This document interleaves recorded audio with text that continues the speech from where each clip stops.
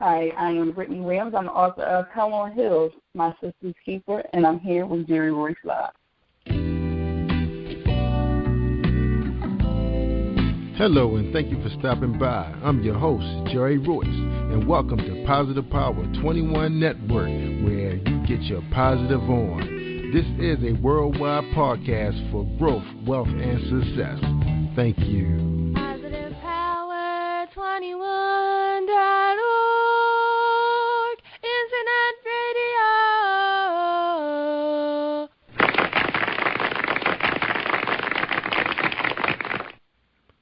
Thank you, everybody, for joining us, and welcome to Jerry Royce Live on Positive Power 21.org. I am the voice of Jerry Royce, and when it's all positive, it's all power, and that's Positive Power 21. And today's sponsors are REI Heritage Tours, Cambridge, Maryland, home of Harriet Tubman and the Underground Railroad. For your tours, call 410-820-8350 or 1-800-522-TOUR to book your scenic driving tour with more than 30 sites related to freedom seekers in the 1800s. And again, for more information, call 1-800-522-TOUR. And they had a fantastic time with their conference that happened this past weekend on June 13th and 14th. They had a lot of people come down. They had a big banquet. The keynote speaker was outstanding, and all the workshops and presenters that presented information on different historic people that helped Harriet Tubman during those times was presented in excellent fashion. And I heard that a video will be released, so I'll let you guys know how you can get that link. Hopefully it'll be loaded up on YouTube. All right, great. And also we had a fantastic time at Success Revolution Conference in Columbia, Maryland, with Agnes Akatun. She was the sponsor of that event. She's a professional event planner. And we met some very lovely ladies, some authors. We met Miss Amelia, Miss Lane, and a few others. I won't throw all the names up because I don't have their cards in front of me, but we met some life coaches and some people who are pushing promotional items. So we had a fantastic time, and we'll upload that show to you because I was live broadcasting right there, taping all the presenters and also the exhibitors. All right, so we'll get that up for you guys pretty shortly after my guys finish editing it up. And also, we want to say don't forget about www.Spreaker.com, where you can access all our fantastic shows that we had. Last week we had author Lisa M. Evans. She read some poetry, talked about her book. We talked to Andrea Freeman. She's a minister. She was a former drug dealer turned minister. That was a fantastic show. And also we had Kaisa Rodriguez, and we talked about her and her husband starting a publishing company together, and all the the pains and the gains, and starting a business, and also about her book. And also we had Tanya Barber on. She did a fantastic job also. And then early, I think the end of the week before, we had lifestyle coach Valerie Moore. She's going to be doing a juicing presentation at the Merritt Athletic Club in Baltimore in the Security Mall area. So if you're in Baltimore, you definitely want to hit that up. I know we have a lot of federal employees that's listening to the show. So if you guys want to get into a lifestyle change, enhancing your body, speeding up your energy, be able to heal your body quicker, they said juicing is the way to go. So Valerie Moore will be presenting that on Saturday, and we'll give you more information when it comes in. All right, everybody. And tonight we got a very special guest. We was playing a little bit of text tag for a bit there. And her name is Brittani Williams, and we're so happy to have her. We're going to read her bio real quick. I'm actually browsing her website now, and it looked like Brittani must be a model because she got high-definition photographs on her website. So let's read her bio real quick, and then we're going to have her come on and tell us a little bit more about herself. And Brittani Williams, author extraordinaire. Brittani Williams began her foray into writing by happenstance when she was required to pen a play as an assignment. It was then that Brittani discovered her unbound imagination and creativity and escapism rooted in great literature. After much encouragement from family, friends, and co-workers alike, Brittani's hobby became a profession in 2005 when she completed her first manuscript entitled Automatic Princess, later renamed Daddy's Little Girl. Within 4 months of her completed manuscript, Brittani was signed to a 2-book deal with Q-boro Books. Wow. And in 2007, at the youthful age of 24, Brittani released her first book entitled Daddy's Little Girl. The release was highly successful and received positive readers' reviews from across the globe, making Daddy's Little Girl Brittani's best-selling book to date. Later that year, she contributed 2 anthology projects, Fantasy, Urban Lifestyle Press, and Flexing and Sex and Life-Changing books, alongside some of the best authors in the industry, with the release of her sophomore novel, Sugar Walls. Brittani and 4 projects in circulation, all released in the same year. All right, ladies and gentlemen, I welcome Brittani Williams to the show. How you doing, Brittani? Welcome to Jerry Royce Live. I'm great. And yourself? I am fine. So, Brittani, before we dive into the interview, and I'll ask you about these wonderful books you published and the one that you currently pushing, and also we want to ask you some questions about your photo session, because, man, you look beautiful in these pictures. My God. Well, thank you. So anyway, so tell us a little bit about yourself. As you say, I'm an author. It's actually now one of 2 jobs that I have.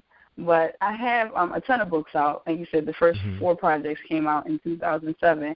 And pretty much every year, I think except 2009, I had a project out since then. Good.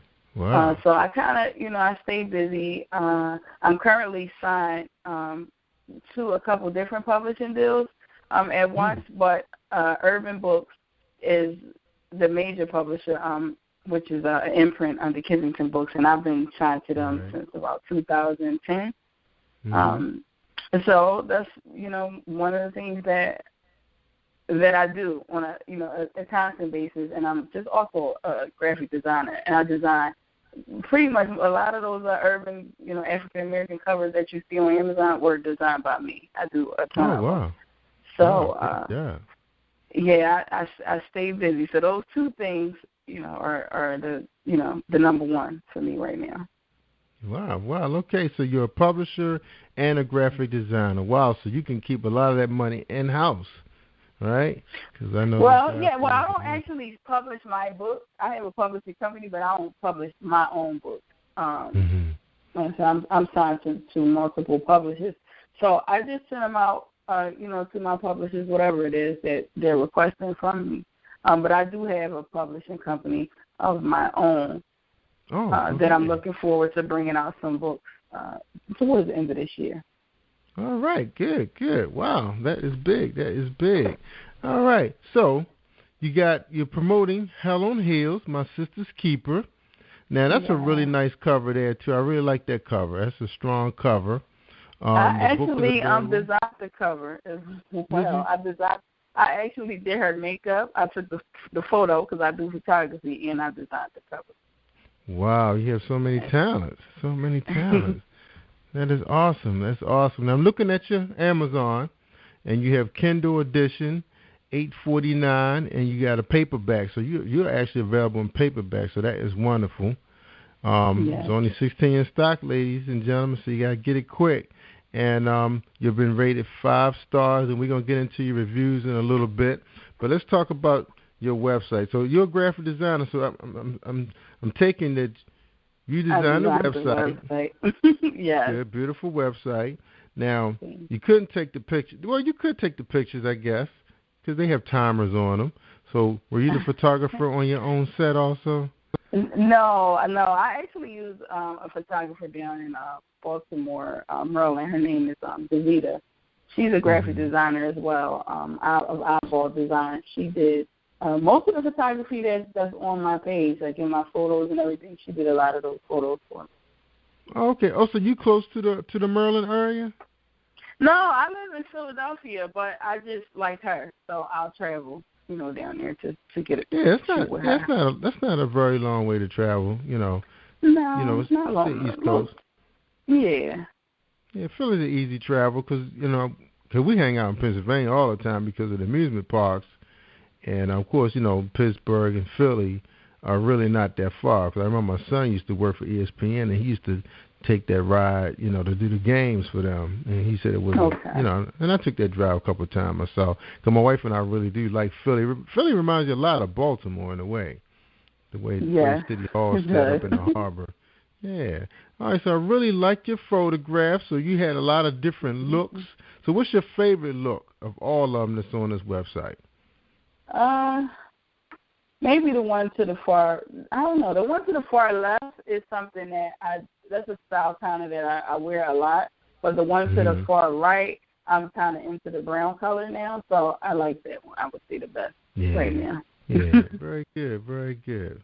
Very tastefully done. Still, looking sexy and hot, different hairstyles. Yeah, so you got to have the different looks. You got to give it up, right? All right. Good, good, good. All right, so money well spent. All right. Now, again, we love your book cover.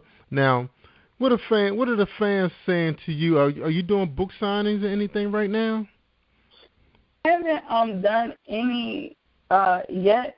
I'm trying to say, the sad thing is that, many of the stores are closed. So when my first book came out, up to about my fourth book, there was still plenty of bookstores around where you could go and set up these signings. So now it's like there's really not too many places to go. So I'm trying to set some up, but some of the stores are not even near me. They're kind of far. Yeah. So I just have to figure out how to actually get it all set up. Yeah. I guess you got to be a little creative. Now, by you being in, photography, graphic design, do you have a strong marketing background? Well, I used to promote events back in about 2007. I used to do a lot of events in Philadelphia. So I was always, out and, meeting people and just figuring out kind of how to get it done. So back when my first book came out, it was the days of MySpace, there was no Facebook or Instagram or anything like that. But I was able to kind of make a lot of contact and use that back then as a tool. That it worked pretty well. Yeah, good. So what are some of the creative ways that you're promoting your book now? Like you said, a lot of the stores are not around. So what creative ways, besides social media, what are you planning to do offline that you haven't started yet? Well, I normally get people, basically always have a street team. So it's tons of people around. But, I can get the people in Philadelphia. Outside of Philadelphia, I typically can contact people. There's a lot of people that do promotion, online promotion, people that set up book tours, online book tours, Twitter chats, and, all that stuff. I use all of those whenever I have something coming out. So I just kind of set it up, and I find everybody that I know that promotes, and I just basically use them when I'm speaking of internet. But as far as outside of that, it's, I do what I do in Philadelphia with my street team, and I have a management. I'm signed to a management firm that's in New York. So, I can get people pretty much from here to there.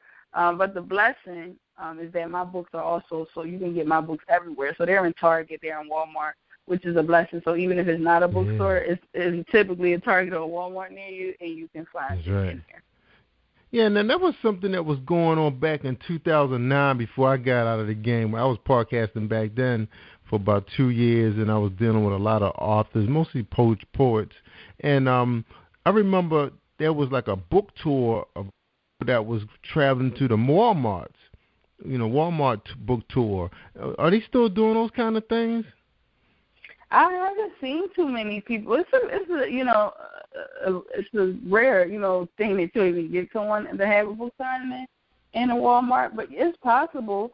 It's just, the channels you have to go through to kind of get it there. And, of course, your book will have to be carried there in order to actually do it. And most, unless you sign to a major publisher, 9 times out of 10 your book is not going to be in the Walmart. So you would have to you have to know somebody basically to get a book signed in there. Yeah, because I remember that. It was maybe like 4 or 5 authors touring from Walmart to Walmart. I'm sure they did it, just on the weekends or what. But you're right. You go to stores like Target and Walmart, they have all of those things right there.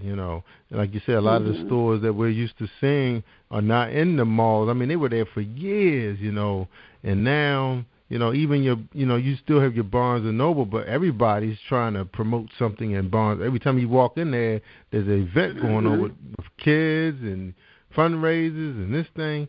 So, Yeah. I try to hit the libraries. I think libraries are good. You can do a lot of library events. And that's something you don't hear a lot about.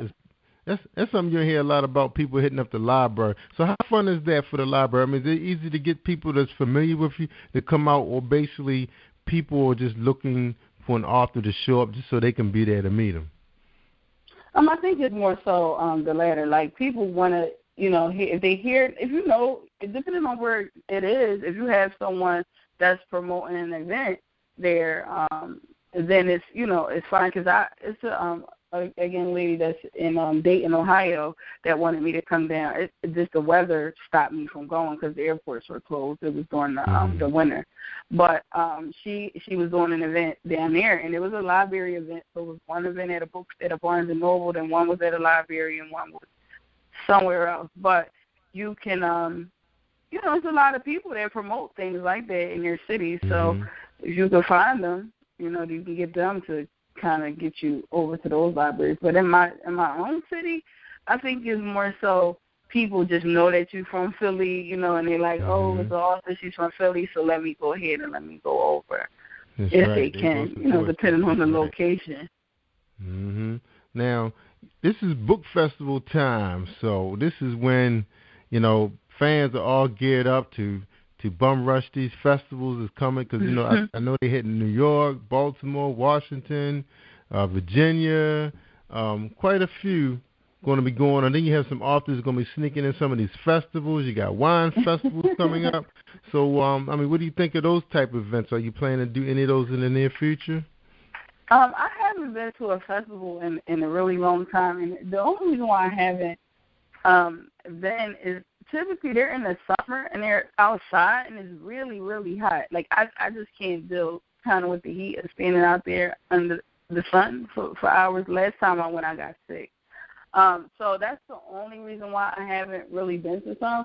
If it's not 100 degrees outside, I don't have an issue with going. But most times it's in June or July when it's getting really hot, and that's the only reason why I haven't gone. But I used to go to Harlem Book Fair every year. Down in Baltimore, I would go down there. There's a few others that I would go to. I would always go to Book Expo, wherever it is. So I like those kind of events. I think that it's good to get out there and meet your fans.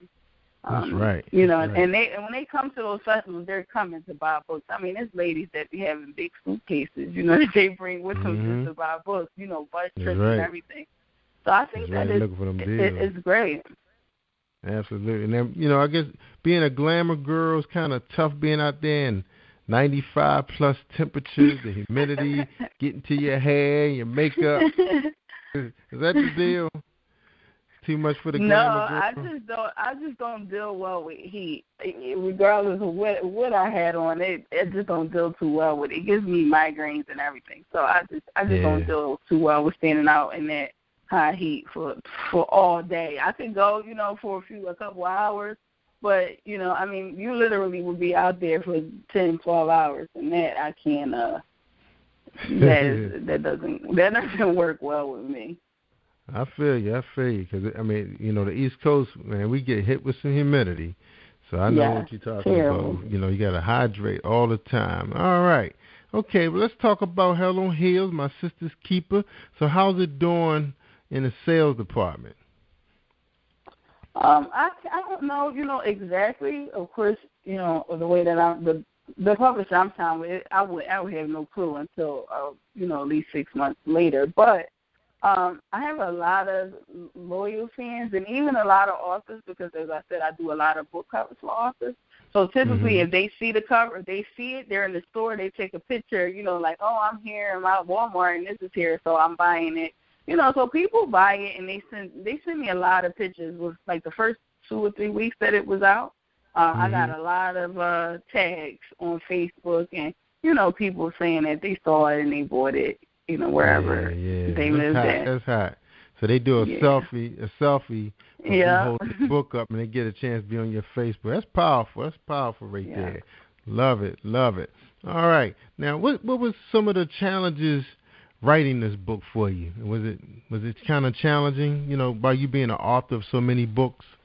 Tell me about that. Yes, and I'm glad that you said that. I think people think they get easier. As you write another book, they think each time it gets easier, and it doesn't. To me, it gets harder because you have to be creative, and it's not, eventually, you get to a point where you feel like, I think, especially now, with the e-book thing, and how pretty much anybody can be an author and put a book up, I think that it makes the subject matters, pretty much all the same. So it's like, how many times can you write the same book over and over and over and over? So you just have to try to, even though I don't get much time to read, what's out there, I try to look at synopses, book covers, whatever, just so that I can make sure that what I'm doing is different. Because it's really easy, because we all kind of live, all of these experiences. If it wasn't you, it's somebody in your family, one of your friends, somebody that has gone through these situations. So it's really easy for, me and 100 other authors to have had the same experience. So you're going to end up, writing the same thing. And I think that's where people lack the creativity, portion of it, because they get too much tied into wanting to keep it real instead of just being creative. Because keeping it real is going to make your book just like 50 other books. So you got to be real creative. Now, do you think like the quality is very important now since there's so much competition out there?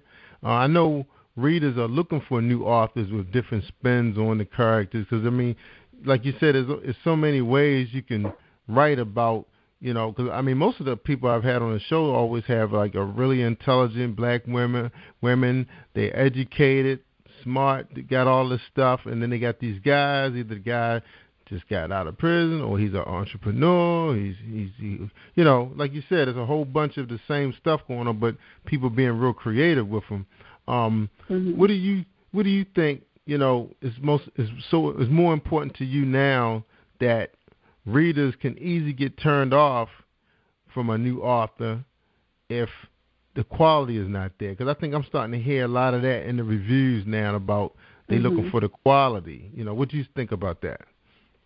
I think that what happens is, again, everyone, can be an author and can just throw an ebook up, regardless of having any editing, whatever. You can just throw it up. You can write it today and just throw it up there tomorrow if you wanted to. And I think that people see, these same, raunchy titles, covers. It's a million books that got the word bitch in it.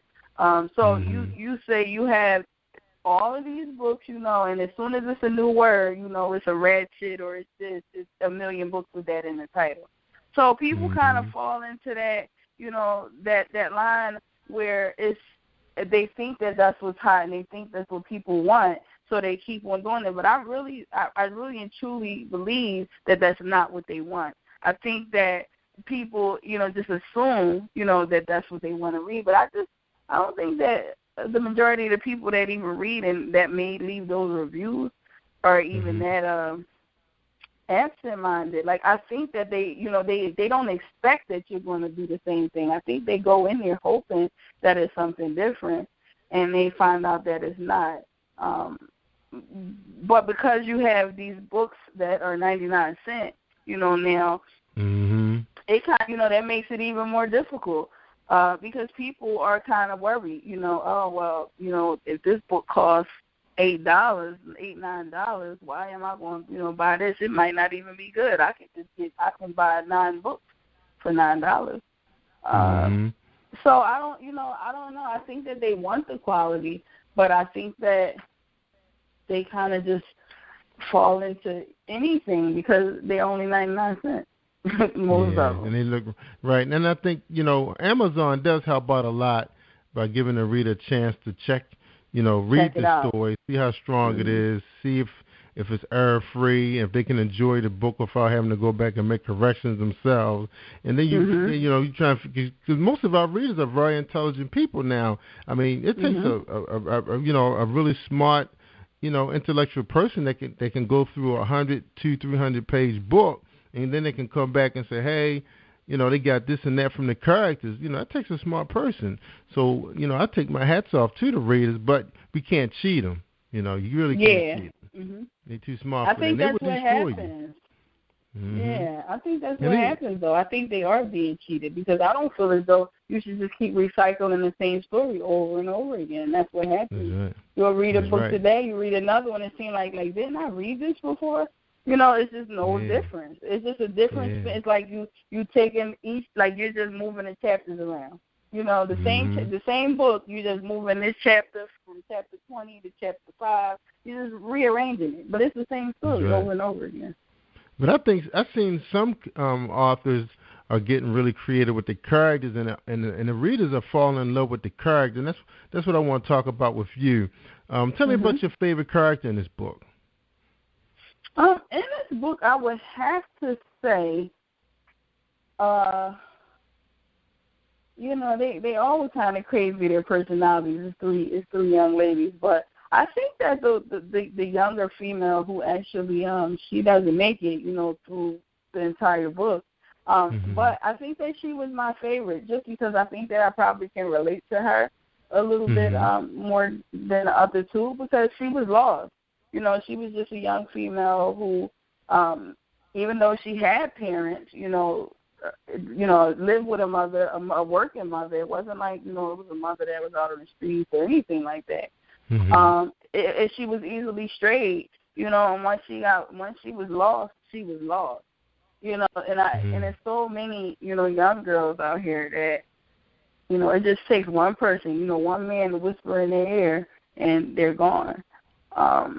So I think I relate to her a lot more than the other two because it's really easy. You see that a lot nowadays with these teenagers. And, a lot of the things that she did, it was appropriate, meaning not acceptable, but it was appropriate of her age. Like, she did a lot of things that you would expect that a 15, 16-year-old teenager would do. However, I think that the people that were around, which is what goes on, in real life, were just, too busy wanting to bash and, yell and holler and scream instead of trying to get to the root of the problem and fix it. So that's why I kind of relate to her a lot. Now, was this one of your favorite books, or where are you right now when it comes to your, this book? I don't think that it's my favorite. I can say that it's pretty close to the top of the list. Out of the 8 books, I would say it maybe number 3.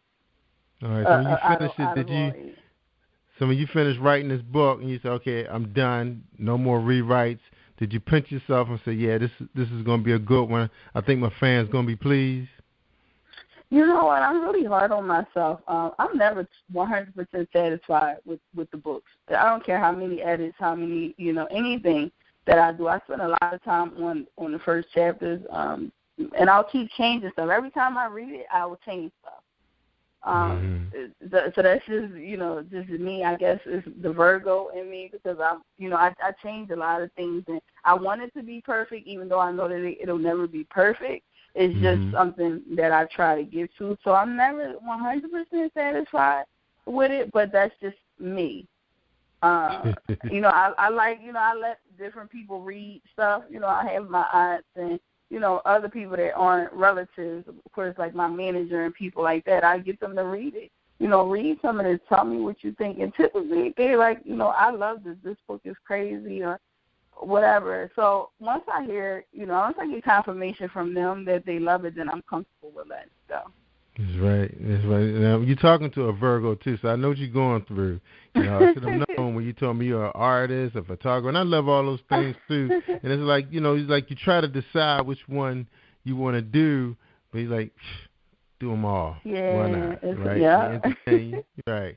and I haven't really put my hand at writing yet. Even I think I can do it, but I would need some help. And it's going to take. I'm probably going to be one of those people who can't write a book really fast, but it's going to be good. I have the ideas, but I said one day, who knows? All right, Hell on Wheels. Let's get on. Well, Hell on Heels. Let's get into this one review. She gave you 5 stars. She said this storyline was crazy as they come. I love Brittani Williams' books and how she writes. When she writes, she makes you feel like you in a movie. This is how this book made me feel. These sisters really went to trials and problems. So she loved this book. And they did have a few people. Maybe they were new. Maybe it wasn't for them. But the ones that was with you always got those. Yeah, you're always going to get them. And because they probably was just trying you out. Maybe they was trying to compare you to another author that they like. And they, some people are fast readers. Now here we go. We had one to say, I enjoyed the book, but the end wasn't as hell-raising as I thought it could have been. She said Million, is that her name? Million? Oh, Milan. Milan and Mr. Kep kept going back and forth. Too much for her. So what was these two? Were they arguing all the time? What was going on with these two characters? No, I think that what happens is at the second half of the book, maybe a little bit past the middle, the older sister, which is Milan, she's grown up. So she's not the young, like 21-year-old. She has a teenage daughter, a husband. So then it gets into kind of I think that what was happening, especially like with that reader, is that, the first half of the book, you probably get really connected to those characters, and then once they're not there, now you basically have to deal with Milan for the rest of the book. She might not have necessarily been your favorite, you know what I mean, of the three. Right, yeah. So I think that could be potentially, what the issue would be with Milan, because Milan was kind of like, she was beautiful, she was educated and everything, but she just didn't believe, that her own crap, stunk. She was just so conceited, thought that, nobody could touch her, basically. But she couldn't find a man, to save her life that could be loyal because of her attitude. So she probably wasn't her favorite. Yeah, probably not. But she loved the book though. She said, she one of your big fans. She enjoyed all your books. She purchased all your books. She said you did a great job. Looking forward to more books from you. So she did enjoy. I guess like you said, these two characters. This one character probably got under her, and she probably was ready to move on past her. Because you know how females can get. Right? Yeah, because like you say, you relate to those characters.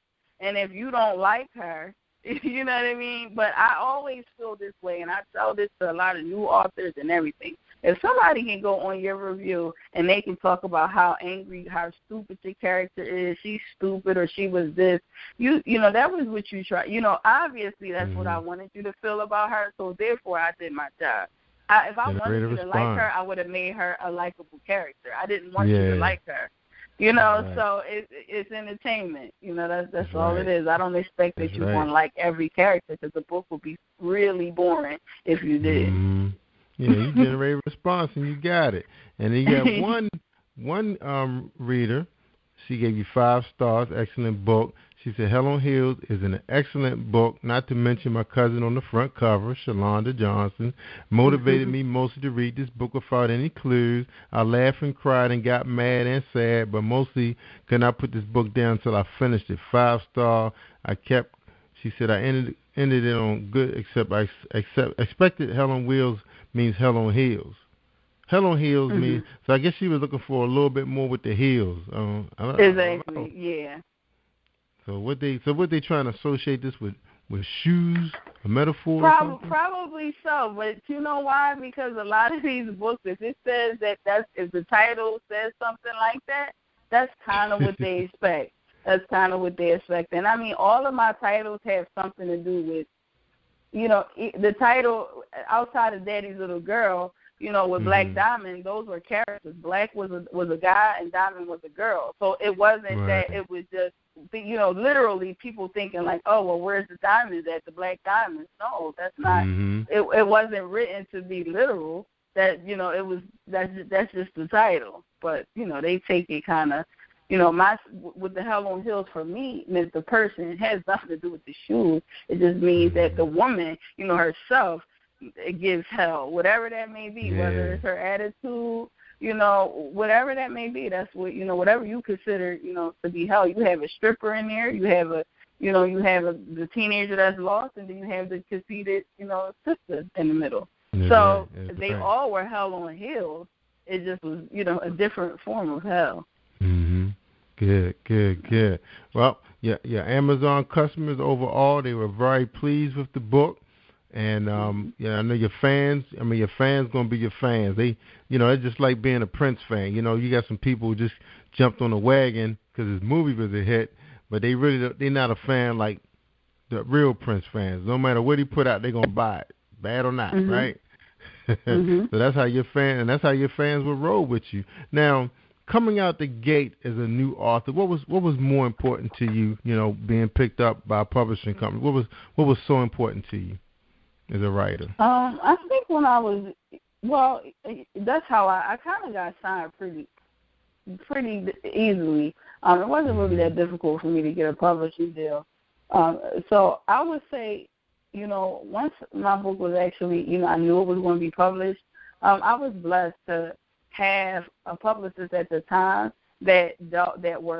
she was the publicist of a lot of other authors like Quan and Anna J and Treasury Blue. So I toured a lot with them long before my books even came out. So I was able to sit with them and, pick their brains and find out, like, well, what do you do when this happens and this? And, it was really a blessing. So for me, it was more so important for me to get the knowledge, to understand, what it is, that you do, that you're able to, keep staying on top. Because it wasn't as difficult back then as it is now, but it was still, difficult. So that's what was more important to me. That's right. Now you released a book called She Got It with Nicole Jackson. I guess that's the Nicole Jackson. Well, no, I actually did that. I did the book cover. I didn't. That's not my book. Like I said, a lot of those books on there, some people put my name in, and some people don't as the artist. So I think if you click on it, it'll tell you that I'm the artist of the cover. Gotcha. Yeah. So a lot of those aren't mine. All right. So that's Brittani Williams. Young author. She's doing her thing. Check her website out at bwilliamsauthor.com. Get a chance to see her photo spread. I guess you got some blogs out there people can check out. You got press. You got you're selling books on your site as well. She's an author, a playwright, director, graphic and fashion designer, and photographer. Wow, Brittani, God gave you all the talent. He did.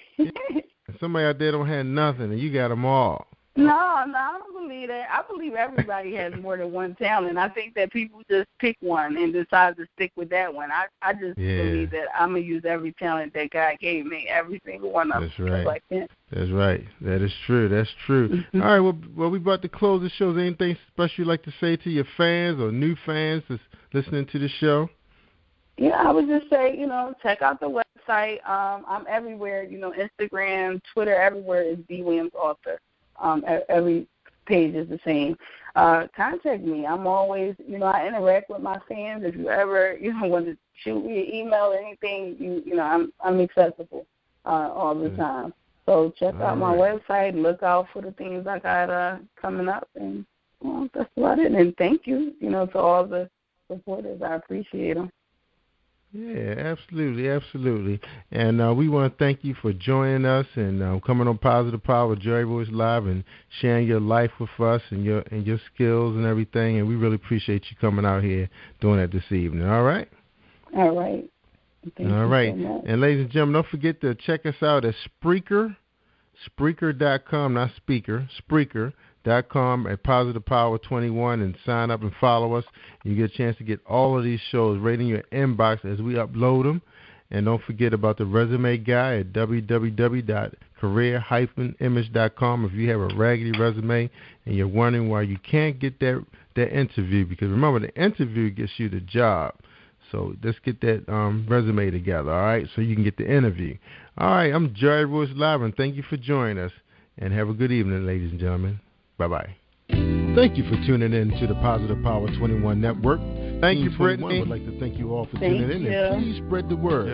Tell a friend. This is Jerry Royce at Positive Power 21, where we get our positive on.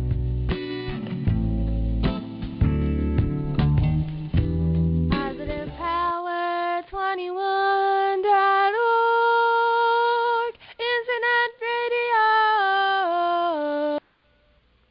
That's a wrap. Thank you, ladies and gentlemen, for joining us live.